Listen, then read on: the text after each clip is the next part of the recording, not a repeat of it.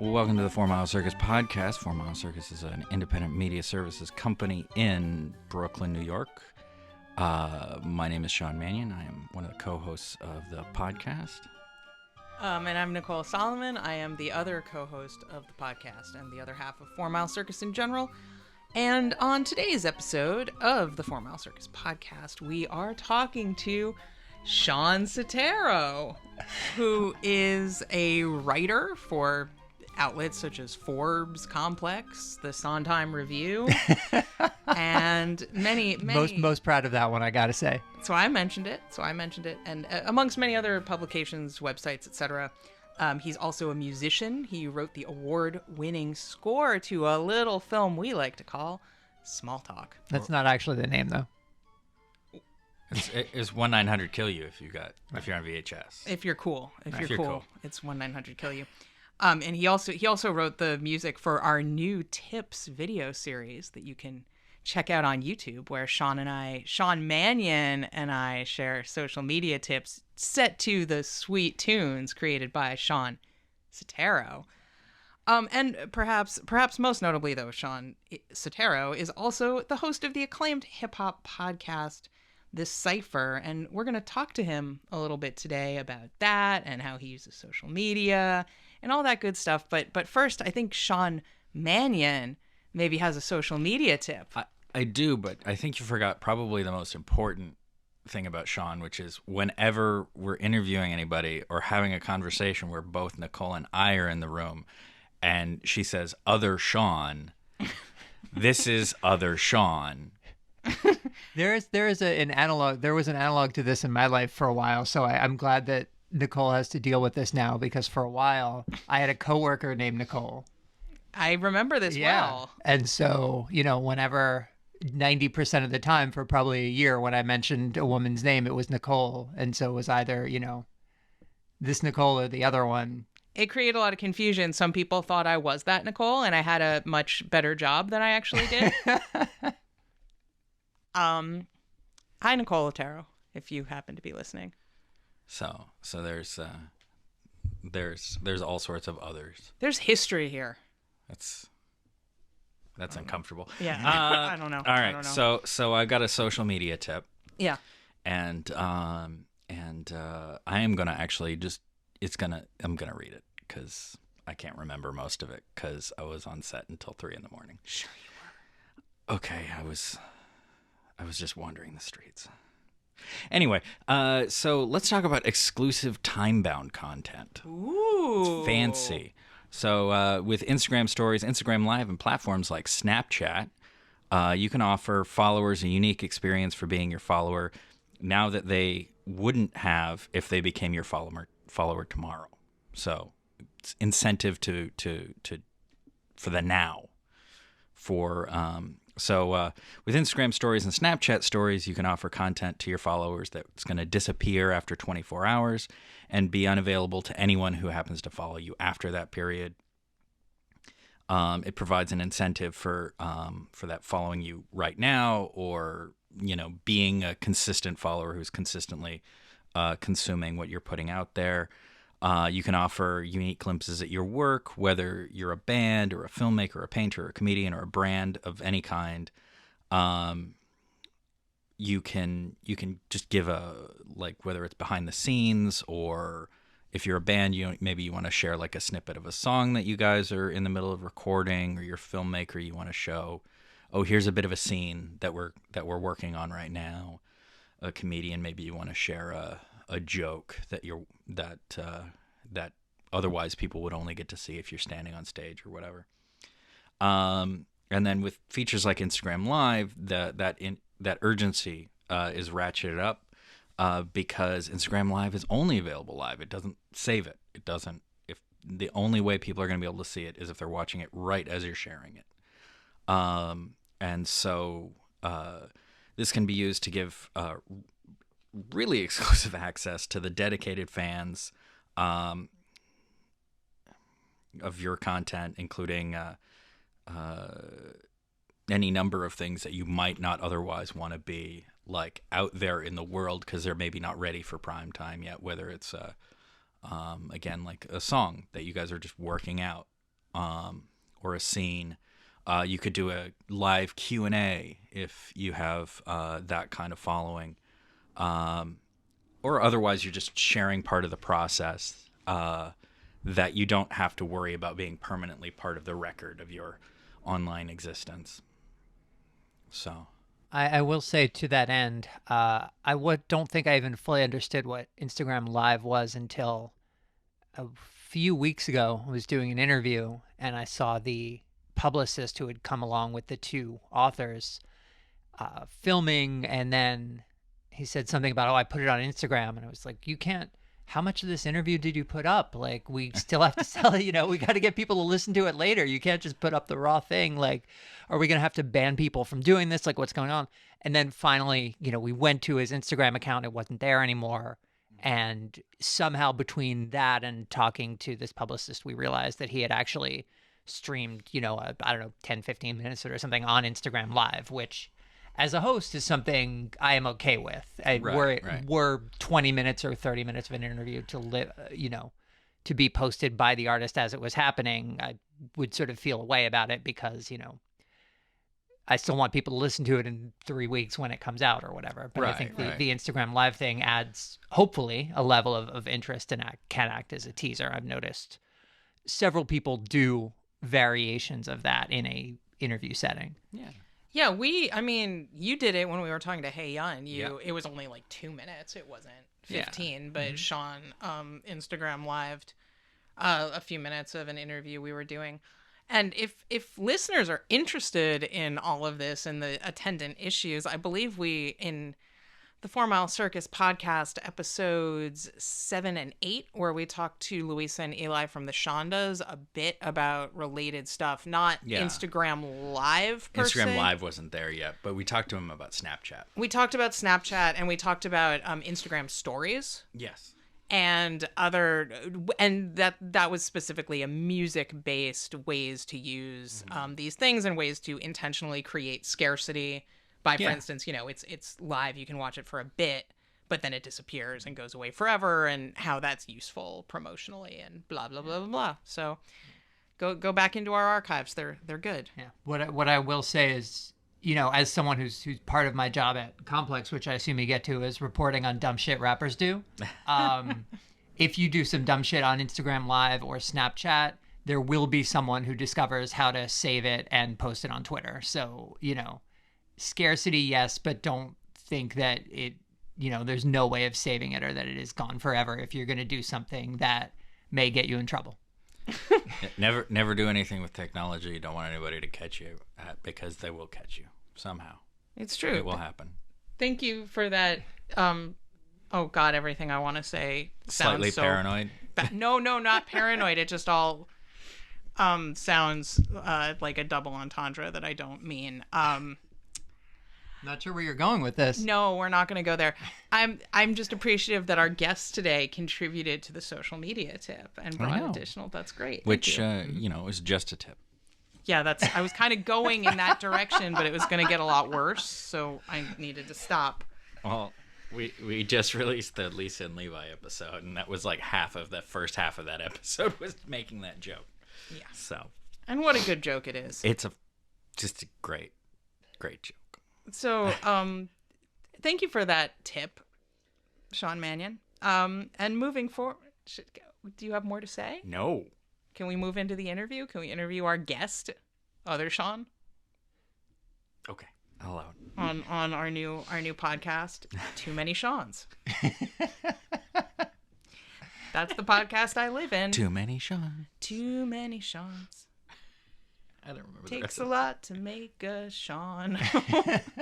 Especially with me and Shawn. Get it? Because everyone's uncomfortable now. All right, moving on. All right. So, Shawn Setaro. Yes. You're the host of the Cipher. I am. Can you tell us, what is the Cipher? The Cipher is a podcast that talks to the most interesting people in hip hop and culture. Basically, it is an interview show where we try to ask people in hip hop culture, broadly defined, stuff that they haven't been asked before. Talk to them about their work and their lives in new ways and get at, as a sort of a large form project, a kind of history of hip hop culture, which is, the history of 20th and 21st century America. Good answer. It's almost like people have asked you about this before. Once or twice. And what kind of stuff do you write? It's kind of, a lot of it's along similar lines, is it not? A lot of it is. My main writing these days is I have a regular column at Forbes.com. You can check that out, which is, music business, as my editors like to joke, as long as I can put a $ in the headline, I have pretty free reign. And it's mostly hip hop business, but sometimes it'll be, rock or other music business oriented. A lot of times it's actual talking to people and interviews about people who are doing cool things, whether it's, producers who are, doing high profile, innovative things, or, someone gets is getting a publishing deal. I just did a piece about the producer Just Blaze and his first publishing deal.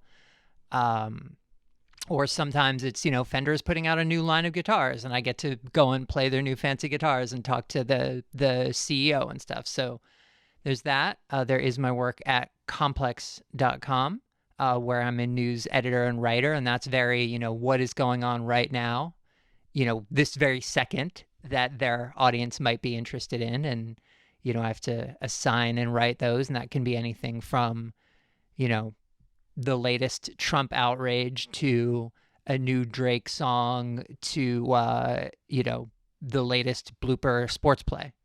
So those are the primary things. I occasionally do other freelance, longer form pieces as I have time and interest, probably not as much as I should. And so which social media platforms do you use and how do you use them in relation to your writing and your podcast? That is a great question. All the more because I don't think I have that fully worked out yet. There are sort of two main identities on most platforms that I have. One is me, and that I try to keep, I will use it to promote some of my writing. I will definitely use it to promote the podcast. But that's also the one where, if I'm angry about something political or, I'm walking down the street and I see a funny sign and I take a picture of it, that I try to keep that more, just sort of what's going on in my head at any given moment mixed with here are the creative endeavors I want people to know about. And that exists, on Twitter and on Facebook and on Instagram. And there's this other sort of parallel overlapping thing, which is the show, the Cipher show on all social media outlets at the Cipher show, Cipher with an I. And that exists primarily to point out, what's on the show currently, what is in its archives, and other related things. And this is a balance I haven't really struck yet. I wonder all the time about the Cipher show, what voice should it have? Because should it just be me? That seems a little weird because I have a separate social media account that is me and my thoughts.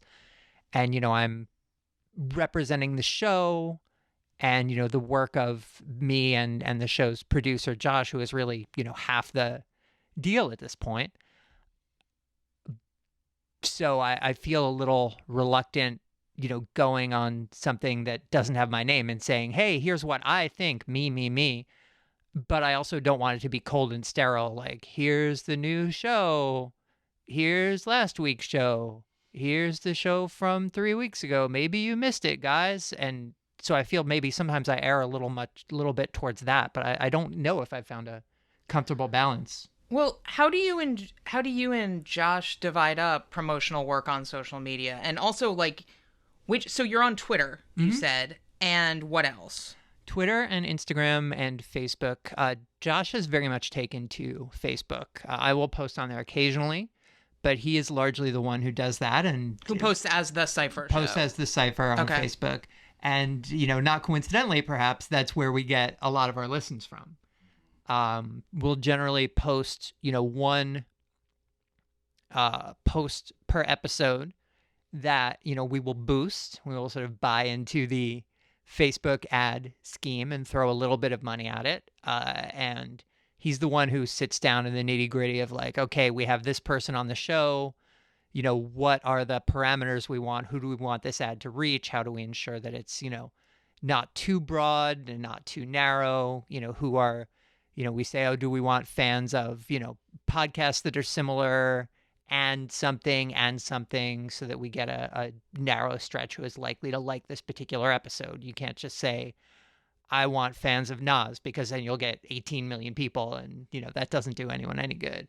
Who at one point clicked, sure, I like Nas on Right. Facebook. That doesn't mean that they're like obsessives. It doesn't mean they like know anything other than like one song. Right. It doesn't mean that, you know, to use an example of an upcoming show, they're going to want to listen to an hour-long interview with the woman who signed him back in, you know, 1991 or whatever, right? You need something more narrowly targeted than that, but not too narrowly targeted that 200 people see the ad. So these are the kinds of things that Josh has really taken to. And what have you learned anything from that in terms of what works, what doesn't? I mean, I think it's a constant negotiation. One of the things that, you know, we think about a lot is, you know, who are we aiming at, you know, versus who's clicking on it. And that's a constant negotiation. You know, if we find out that, you know, the demographic clicking on it is, you know, very, very male heavy, which turns out to be the case, do we target ads in that direction, or do we target ads, you know, 50-50 or more, you know, female heavy or something to try to balance it out? You know, these are, you know, what does that mean in terms of spending money or sort of bang for the buck? These are, you know, constant negotiations sort of behind the scenes with Facebook ads. Yeah, so Facebook's kind of the platform that best drives traffic to the podcast, you'd say, to actual listeners. Absolutely. It is the best. A second one that sort of happened accidentally is people clicking on my bio at Complex, just because it's in my bio, and, you know, we will have, you know, thousands of people will look at the articles that I post, or sometimes tens of thousands if, you know, a rapper does something very stupid. And yeah, so that has turned out, you know, somewhat incidentally to be another large driver. But yeah, Facebook is a very big one. So which of these platforms is your favorite to use for yourself as well? Would you say Facebook is your favorite professionally?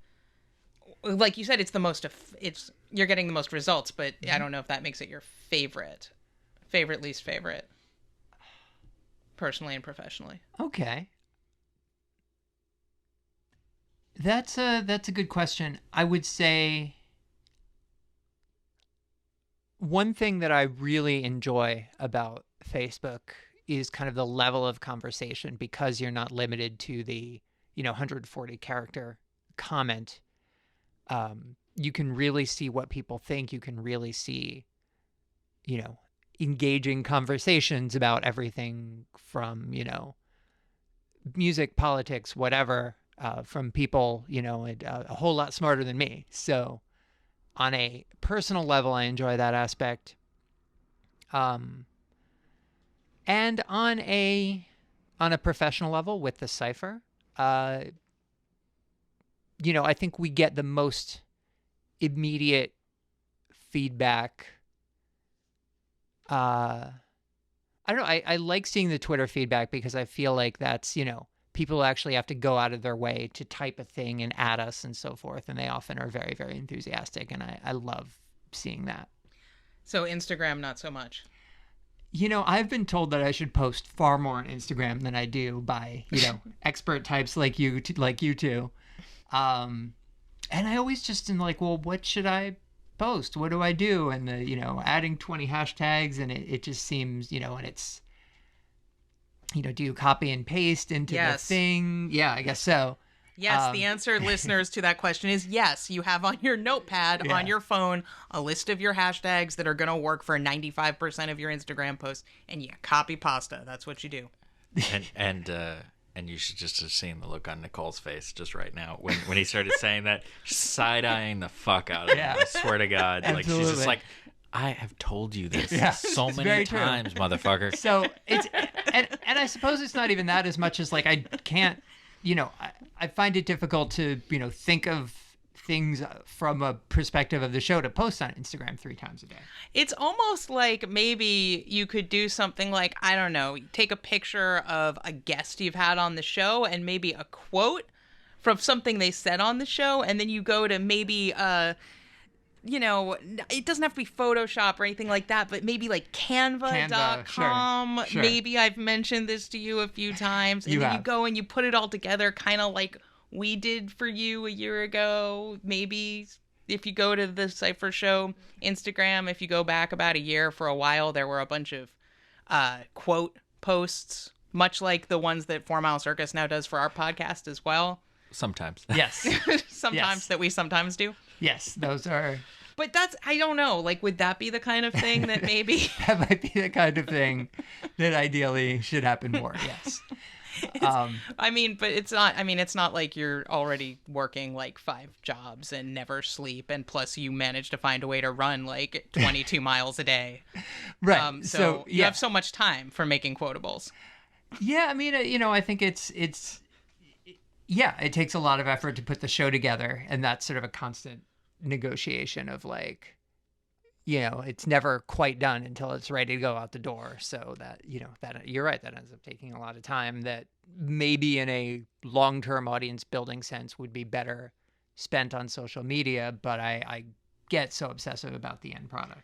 And there's only so many hours in the day, and the Cipher is not your only ongoing project. And we'll talk more about that in the second half of this interview, because I have questions about the sustainability of all of that. I'm wondering right now, though, back to the social media thing, you have some high-profile guests on your show, as well as that you speak to sometimes for your articles, your written articles as well.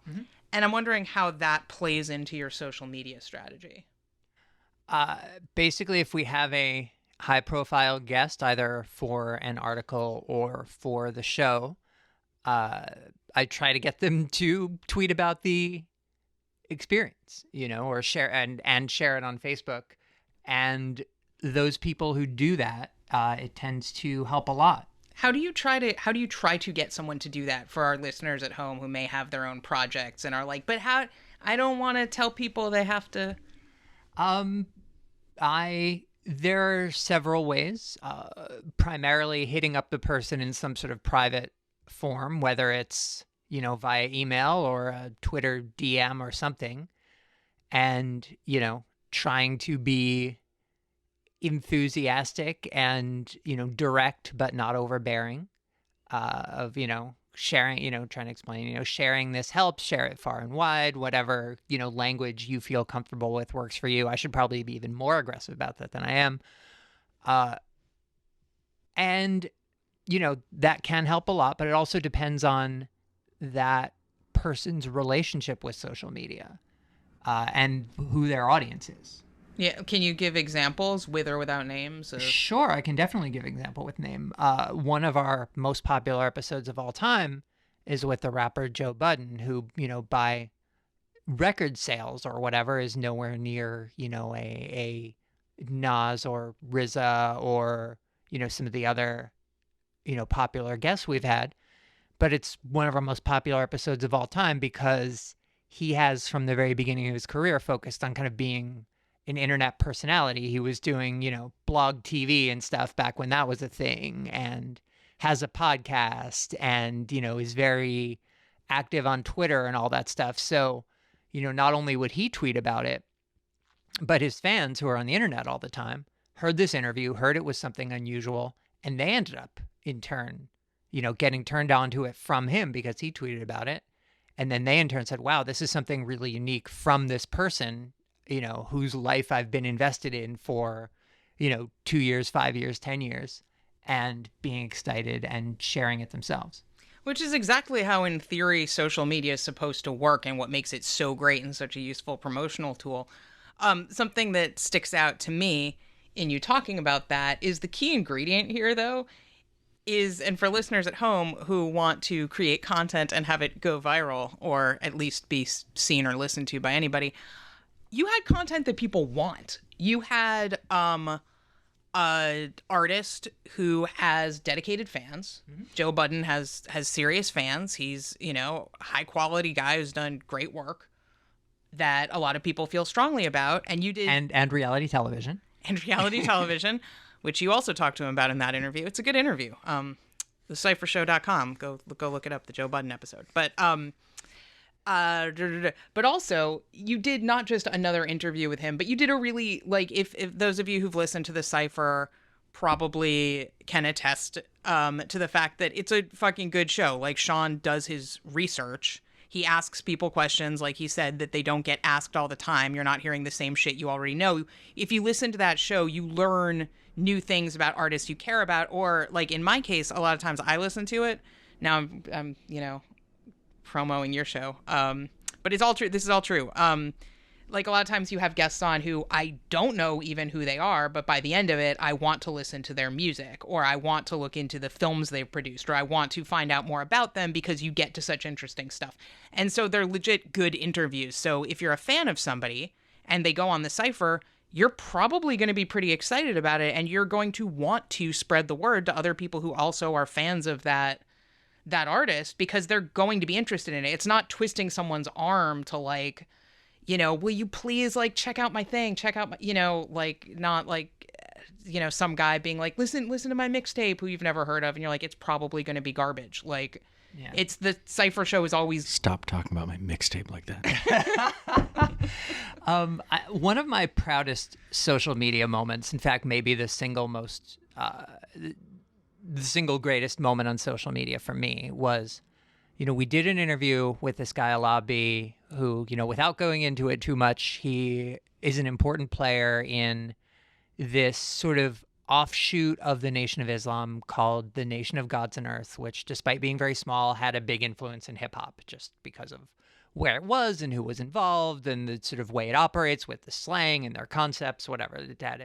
So ended up talking to him, long interview, got a lot of attention. But he, Alabi himself, who was, well into middle age, got a Twitter account specifically to promote that interview and tell people about that interview. Wow. Yeah. Bringing people to the future. Wow. And how'd that Twitter account work out? Is he still tweeting? I haven't checked recently. I should. What's the Twitter account? Let's find out. Yeah, I don't remember the handle. We'll look when we get a break. Well, Shawn can look while I keep talking to you. Yeah, you keep talking. And report back. So you went to. Now everyone's on their phones. That's what we're doing now. That's what this. We'll look podcast later. We'll research this later. Shawn Mannion's on the it. recon. You're on the interview still. You went to the Berklee School of Music, not the Berkeley in California, the Berkeley in Boston. Yeah, EE, not EY. Yeah. And you worked for years as a professional musician. And now you spend most of your time writing, editing, and working on your podcast. Can you tell me a little about your shift from being primarily a musician to doing that on the side, kind of? Is that a fair way to put it? I think so, yeah. Like you still do music, but it's taking up far less of your day than it used to, while you're focusing on writing and doing the Cipher. Can you talk a bit about that shift? And also, if you have, just to keep it social media focused, if you have any thoughts on how, obviously, social media has changed, that landscape has changed as your life has changed, but has your orientation towards social media shifted in terms of what kind of creative field you're in? Does that make sense? Was that a question? Yeah, I think it was. Cool.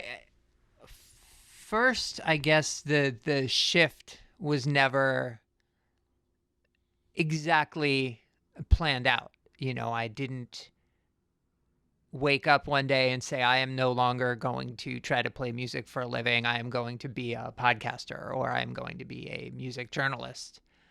I, as Nicole well remembers, got involved in this crazy website that, was a hobby at first, while I was, eking out a living teaching guitar. And And doing session work. And stuff. Shows. Yeah, but hey, primarily did you guys teaching. know it's a hard slog trying to make a living as a professional musician? Yeah. In case anyone has any illusions about that, let me disabuse you of them.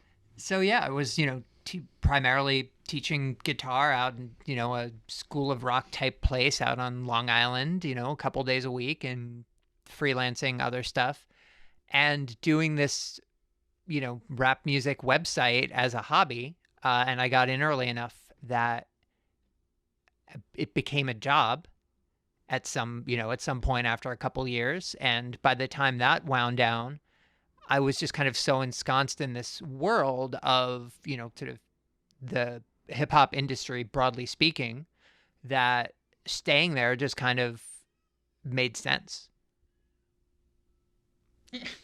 Okay. Yeah. And how do you feel about it though? Because you're into this. You made it sound so like dry, like, well, I guess I'm just here now, and that's not really. No, I love it, and I feel, it. Had it been a miserable experience, I wouldn't have stayed with it, and I would have continued doing what I was doing. But no, I think it's wonderful. It's a new set of challenges, and I'm, really feel uniquely suited to aspects of what I do now. How so? I think the show, the Cipher, is kind of just an outgrowth of a crying cat. Yeah, sorry. The real guest has arrived. Yeah, is an outgrowth of how I think about stuff and how I interact with the world, and that like if I'm talking to someone, I in general in situations I want to feel like I'm prepared. This was true, in music as well. I hated showing up for rehearsals if I didn't know the songs or whatever. So, if I'm talking to a guest, I want to feel as prepared as possible. And that lends itself to a different kind of conversation than, we show up and just kind of chat a little bit. So a little different from our conversation today, perhaps. And that's just me. There is no value judgment at all. It's just how I deal with stuff.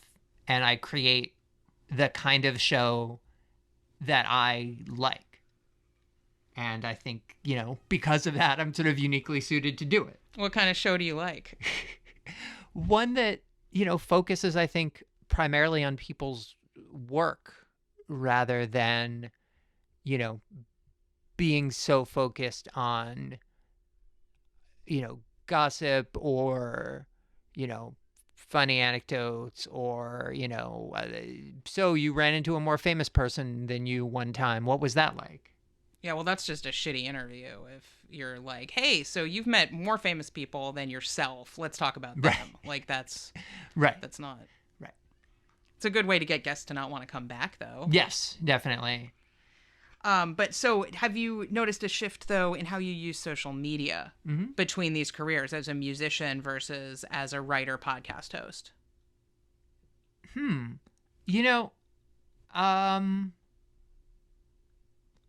Because you were on Twitter, probably. At least, and you were definitely on Facebook before. Yeah, I think I now I feel explicitly like I have something to, sell, to get out to people. You didn't feel that way as a musician looking for like work and stuff? I did, but it was different. It's a little more abstract. It's a little more like, you're sort of putting yourself out there, and it's a little, I don't know, it's a little less kind of one-to-one. It's a little harder to get someone to hire you. You need to find out they're a songwriter and they live close to you and they have upcoming gigs, and it was there's a lot more in-person legwork. As a musician. Yeah. So you got a lot of stuff that, in media happens on social media in terms of telling people about yourself and your work in a, large but relatively insular community like, musicians and session musicians and people looking to hire session musicians tends to happen in person. That's interesting. Yeah. I certainly remember you used to be out at rock clubs a lot more. Although when your work schedule allowed it more, you were out at hip hop clubs a lot, networking in real space, and I'm sure you'd be doing it more than you are right now if you like had the time, if you weren't tethered to Complex at night these days. Yes, I would definitely. I don't want to discount the in-person element of the, of this side of the music industry as well. That's also, that's also obviously very heavy. In fact, I'm kind of wondering if part of why you're able right now to not have to do as much in-person networking is just because you did so much of it for years. Like you were out, many nights a week for years and years and years, like just meeting people, talking with people, going to their shows, supporting a scene, supporting a community, being a part of it. And it's not that you just popped up on Twitter and started tweeting at rappers being like, hey, come on my show. Like, that's not how any of this happened. Right. Yeah, I think that definitely is true. I could go back to, the Monday night party that I went to for years. I could. You can say the name. The Mobile Mondays. Everybody should go. Bowery Electric, super fun, all kinds of crazy people. Like, I could go back now after having not been for, 6 months or whatever, and still say hi to the people who run it and, still have my, 10-minute conversation with the celebrity DJs who were there or whatever. Like I was there long enough, a few times a month that I think you're right. I don't have to be there, every week anymore. Yeah, but it's because you put that time in. Yes. Which I think is kind of an unofficial ongoing theme of this podcast, is kind of the interfacing of virtual space and meat space. Wow, that sounded bad. Now I'm thinking about the Lawnmower Man again. Ew. I'm sorry. Stop bringing up the Lawnmower Man sex scene. I have a dumb question. Because there are no dumb questions. There are dumb questions. Have you ever taught? There are a lot of damn questions. Oh, he's taught. So why would you say there are no dumb questions if you've taught people before? There are so many dumb questions. Anyway, I'm just joking. I love teaching people or something. So I have a question that is mostly based in that your podcast is outside of my cultural references. Mm-hmm. Like I am not really a hip hop person. Like I was one of those stupid people for a while. So like, I don't like hip hop because I'm racist. Like that's legit. Like the only reason like people say shit like that is they're like, I don't like country or hip hop because you don't listen to it because you don't like poor people and you don't like black people. That's why you say that. And I'm better now. But anyway, my question is, the hell is a cipher?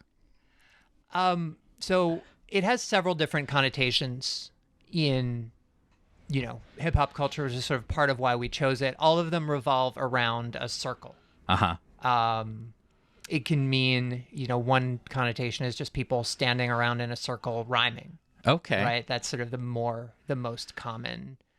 And sometimes it doesn't literally have to be in a circle. That's just sort of an image you might have around it. But that actually connects to a second meaning, which is in the Nation of Gods and Earths that I just talked about. Mm-hmm. Part of their code is, the letter O, which is circle. Okay.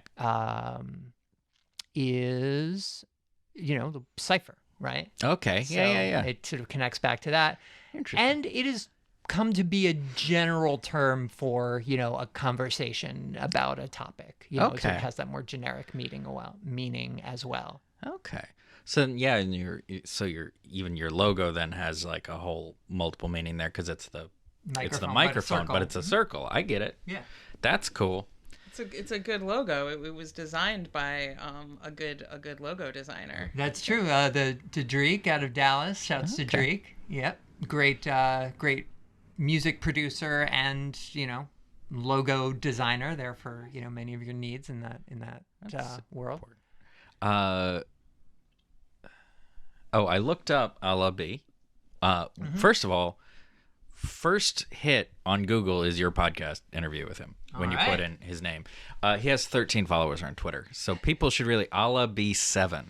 That's ALLAHB7. You should just go follow him. He only has 2 tweets. One is about the podcast episode, and one is in response to Josh, your producer, about the podcast episode, both from last May. But like he's got 13 followers. Like if you want to follow somebody, maybe you should follow him. Like obviously he's not going to fill up your timeline with a lot of crap. Definitely. And he was, so speaking of time, was so incredibly generous with his time. Like I called the school that he runs. I'd seen an interview with him and gotten his name, figured out he ran the school, and called him, and he actually talked to me and, went actually to the school and tracked him down. And finally, he was just incredibly generous with his time, which is not, something he needed to do at all. So I was very glad to speak to him and have, nothing but good things to say about him and the law school in Mecca. So we're wrapping this up before we're going to play a game in a minute. The game. I know about the game.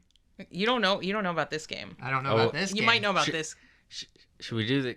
Maybe we'll flip save them. for the next episode? Okay. Yeah, those weren't real words that we just communicated. Yep. It was a lot of this gesture that I'm doing, which is this weird two-fingered, like kind of like I'm saying "fuck you" in British or whatever.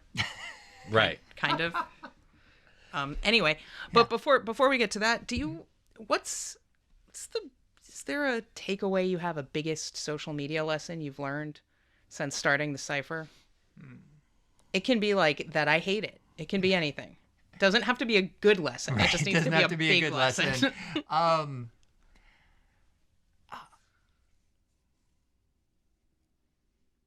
Look for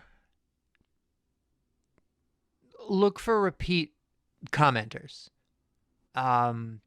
If you recognize names, you find yourself starting to recognize names, whether it's, people on Twitter or Facebook or any other medium, those are really your core supporters, and you should try to interact with them, hopefully even beyond just saying like, thanks a lot, I'm glad you liked the show. I'm not even saying like write them down, but just kind of have a, running list in your head. Try to take note of, oh, this person has, commented or liked stuff a lot. And that is really, those people are very, very important to, at least what I'm doing. Yeah, I mean, I think for anybody who's looking to build an audience, that principle holds true. Mm-hmm. Wouldn't you say, Shawn Mannion? I don't want an audience. Okay, that's good for me to know. I have to rethink this whole business plan. I've met people who like things that I do. That's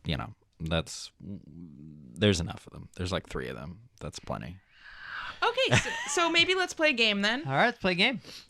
Before we wrap up this half of the episode, in the next episode of this podcast, we'll be talking to Shawn Setaro again about things like Patreon and making your work sustainable and that sort of thing. But right now, we're just going to play a game. Yeah, let's start with the game that's not really a game. Okay. Let's do favorite things. Favorite things? Favorite things. Positivity. I gotta pull up my phone for this one for 1 second. Because I got something ready. I was thinking about this. I figured this was coming. Oh, yeah? Oh. That's cheating. I think that's cheating. For shame. Yeah. All right.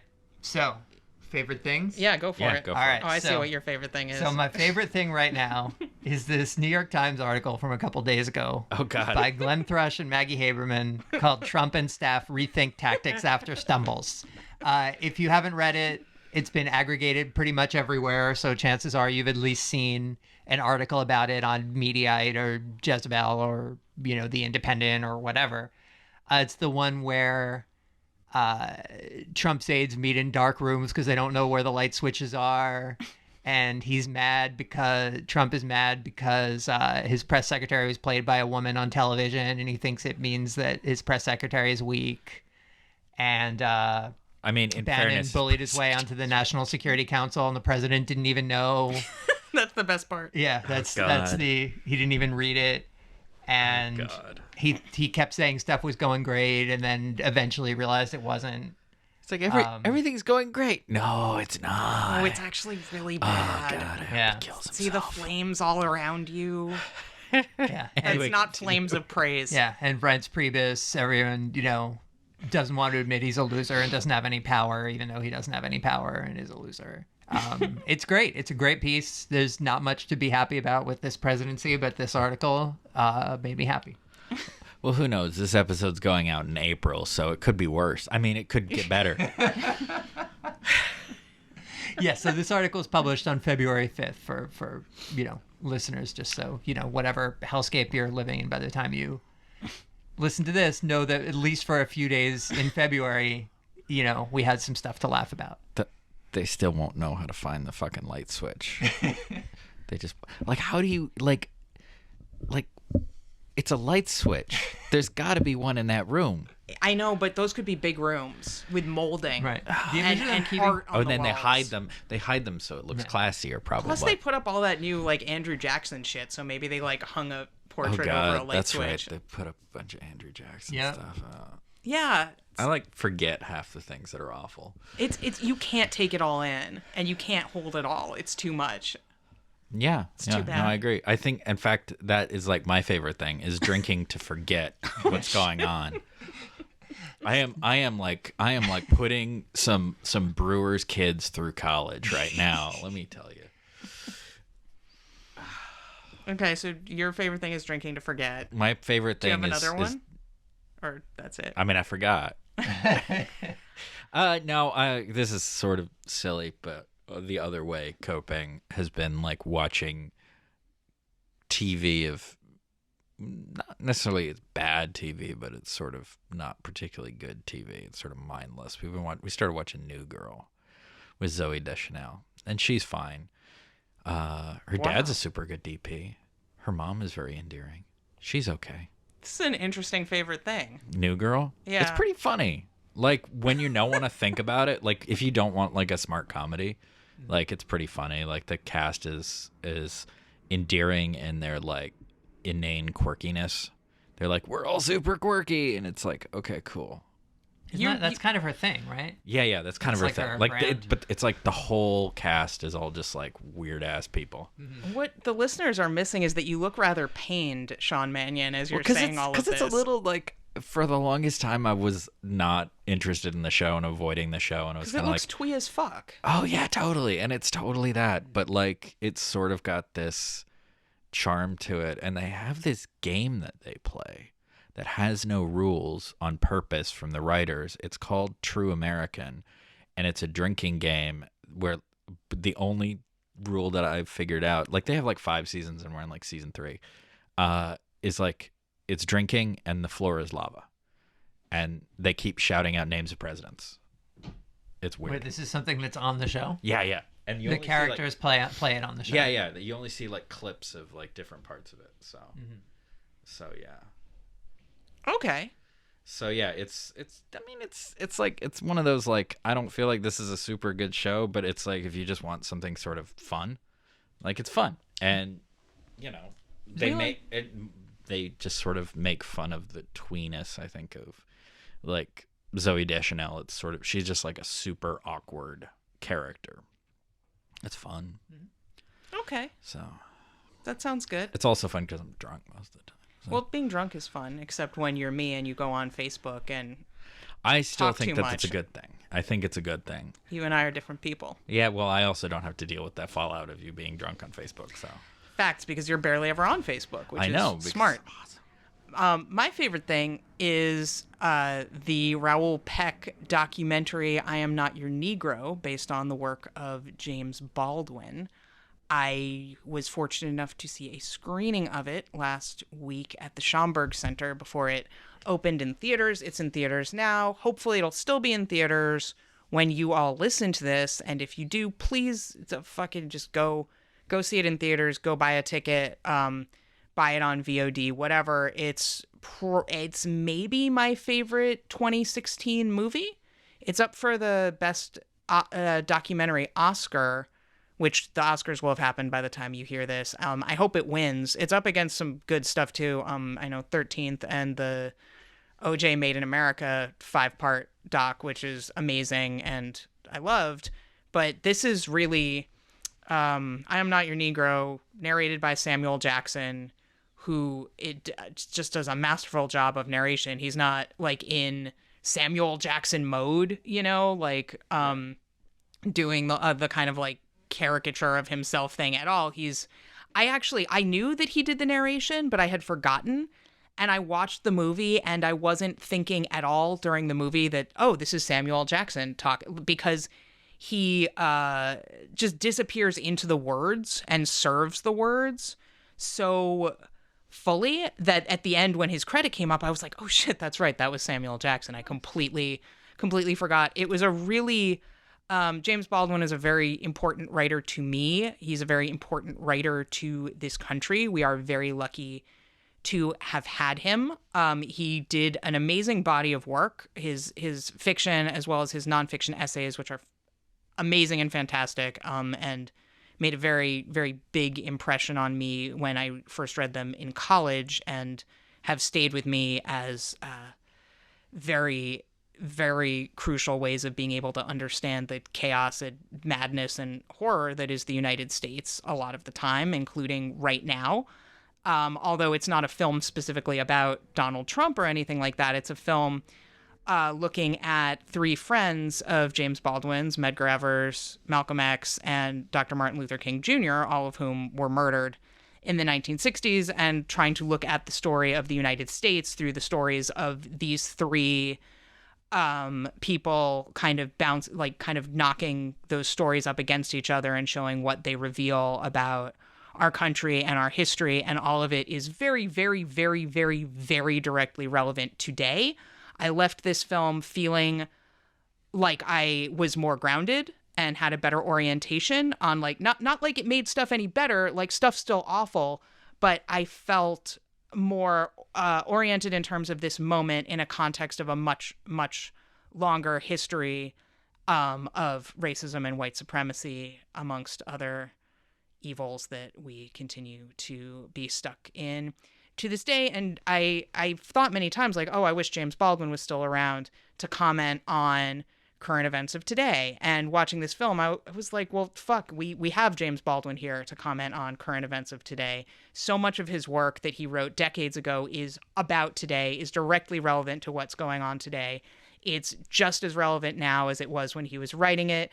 So also, it's an innovative, very brilliantly, beautifully made documentary. Like, I could talk about this film all day, but just as a piece of filmmaking, it's fantastic. So if you're a filmmaker, go see it no matter what because of that. If you're just somebody who wants to understand the madness of the world we live in, see it because of that too. Also, please just read James Baldwin. Look up his interview clips on YouTube. Brilliant thinker, witty as hell, amazing artist, intellect, hero of mine. Unlike Donald Trump, I do have heroes, and James Baldwin is one of a few. So I Am Not Your Negro by Raoul Peck, playing at Film Forum in the Magic Johnson Theater right now. Please go support this film. It's an important film, and you'll be the better for it.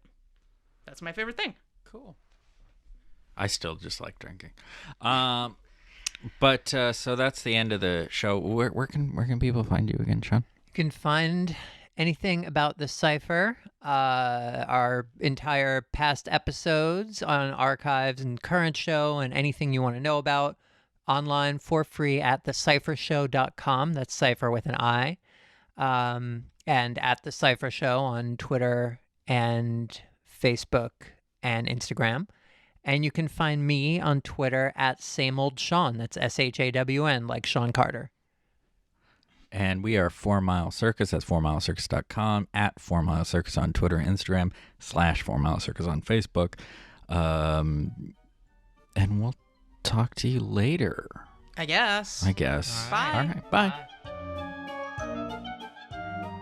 If you like what you heard, please subscribe on iTunes or your podcast platform of choice, and check out other 4MileCircus services and projects at 4MileCircus.com, as well as 4MileCircus on Facebook, Twitter, and Instagram. Watch our first VOD release, Nicole's award-winning feminist phone sex horror comedy Small Talk, at 4MileCircus.com/store,